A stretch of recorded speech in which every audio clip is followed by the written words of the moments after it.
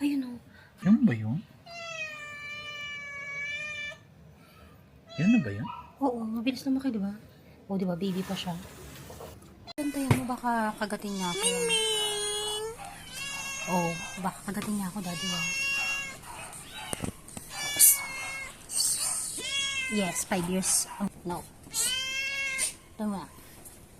Kaya mo na, baka mas laro kang kagatin pag Asan yung isa? nandun bumaba doon.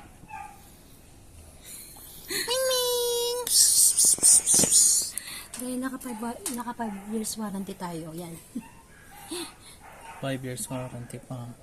Busin mo yan doon.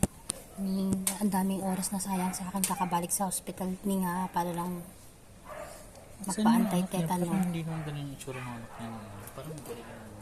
Baka isa yun sa mga anak niya. Alam mo, nakakain na siya.